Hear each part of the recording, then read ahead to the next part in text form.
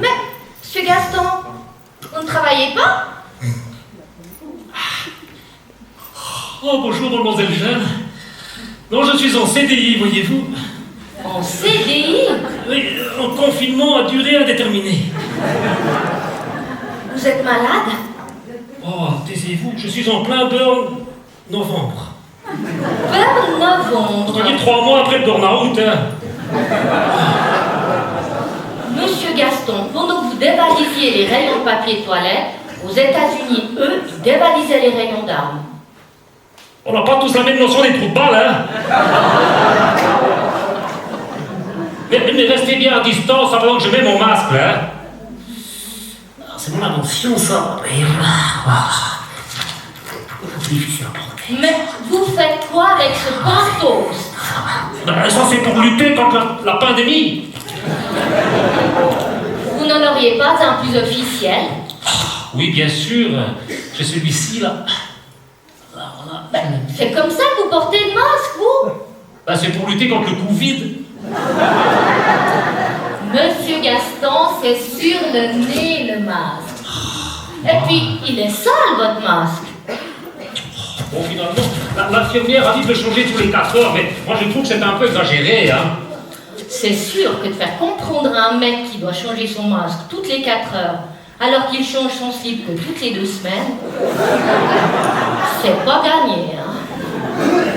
De toute façon, mademoiselle Jacques, je vais vous dire quelque chose, hein. Ce virus, il ne s'attaque pas aux travailleurs. Comment ça? Non.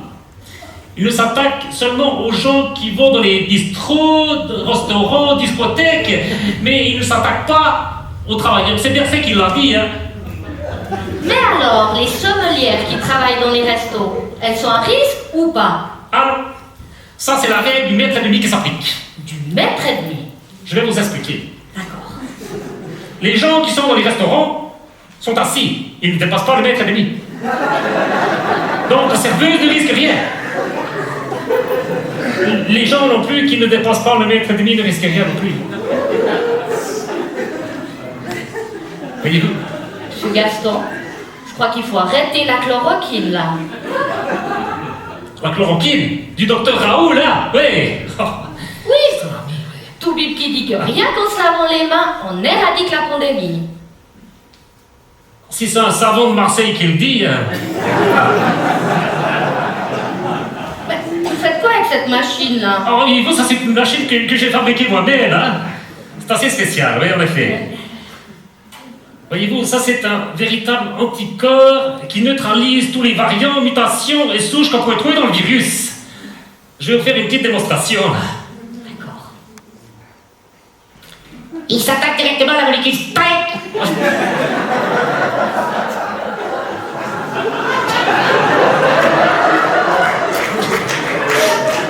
Ça dégage bien les corps des proches, hein, c'est assez efficace, voyez-vous.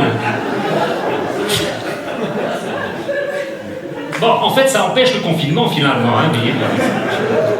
Juste, monsieur Gaston, depuis 2020, ma poubelle est sortie plus souvent que moi.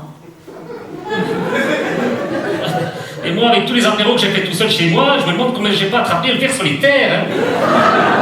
Attention à ne pas passer pour un saoulon, monsieur Gaston.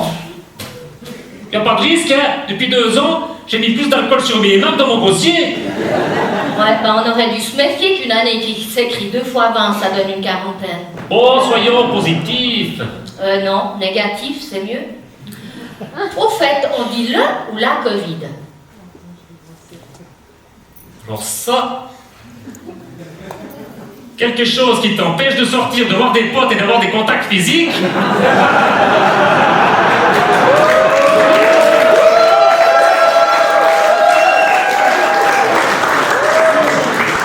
À l'unanimité, hein. Je suis pas besoin de donner la réponse, hein. Non, c'est clair que ce confinement, c'est pas facile. Même pour certains mecs, hein. Il paraît que certains ont attrapé des symptômes du Covid assez flagrants, hein. Vous savez quand? Quand leurs femmes prenaient leur téléphone pour consulter la messagerie et l'historique. La température qui monte, des éternuements, des sifflements. Ah oui, il commençait à halter un petit peu, hein, tousser. Eh oui, c'est certain qu'il y en a pas mal qui ont eu de la peine, hein. C'était surtout négatif pour eux, hein. Où en est-on?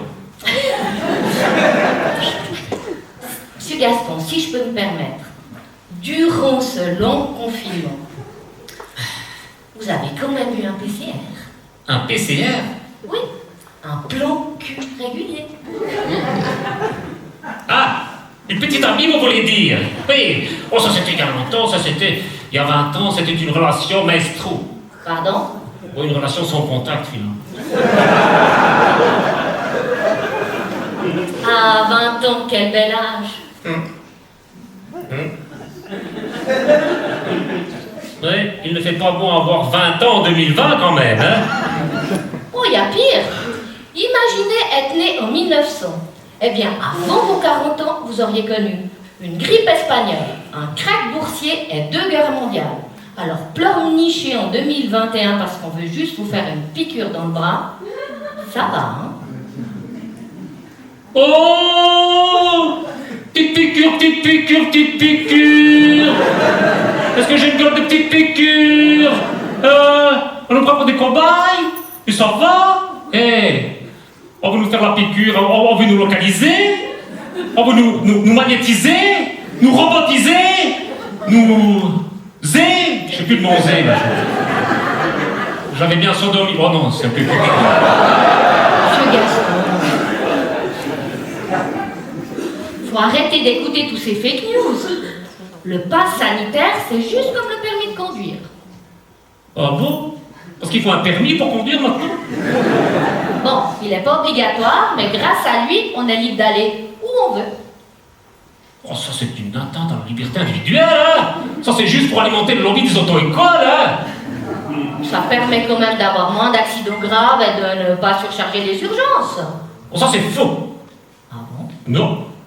Moi je connais un jeune là qui s'est acheté une voiture, il a passé ce permis, là il a eu un accident, il a fini aux urgences. Moralité, ce permis ne sert à rien, mais enfin,